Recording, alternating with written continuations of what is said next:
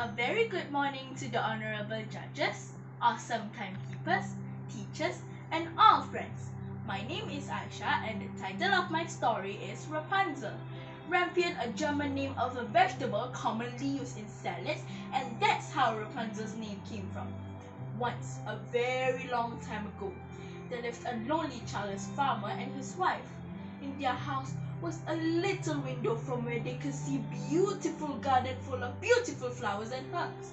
However, the garden belonged to a witch whom cackled every day in the forest. A few years later, the farmer's wife got pregnant and fell ill. She was craving for beautiful freshly grown lettuce in the witch's garden. Her husband was scared and worried. He got her other things to eat, but she declined to have them. One night, just as it was getting dark, the farmer heard a nearby owl hooting. He gathered all his courage and climbed over a huge wall into the witch's garden. He then hastily grabbed a handful of lettuce and took them to his wife. The wife ate greedily and felt a bit better, but one handful wasn't enough. She asked for more. The farmer went back to steal again, but this time he heard a loud, freaking voice. The farmer trembled in fear, caught red-handed by the witch, who threatens to punish him. Well, I'll allow you to take as much as you want, but under one condition. You have to give me the newly born child. As time passed by, a baby girl was born and the couple were overjoyed. The witch came to know and rushed to the farmer's cottage. She named the girl Rapunzel and snatched the baby away, leaving the parents in complete sorrow. She brought Rapunzel into the woods and locked her in a hidden tall tower. Rapunzel grew older years by years and has splendid magical golden hair. Every day, the witch called for her. Rapunzel, Rapunzel, let your head down. It's your mother, dear. The witch then climbed up Rapunzel's long hair like a ladder. Rapunzel was eager to see the outside world, but she was strictly not allowed.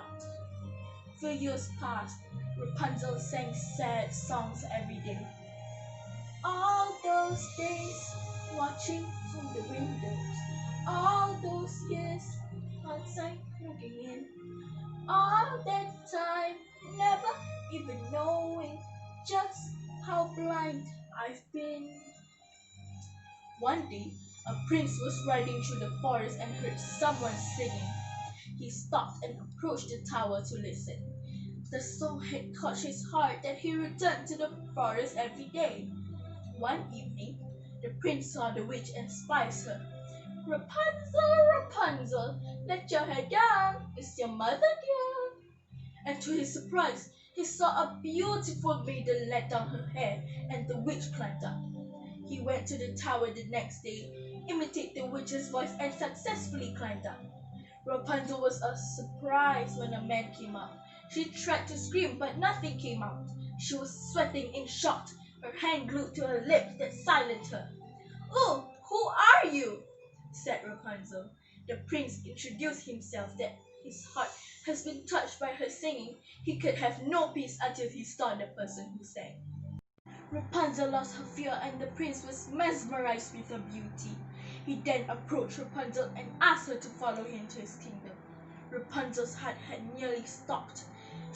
Her physical freeze. She had to make the biggest decision of her life.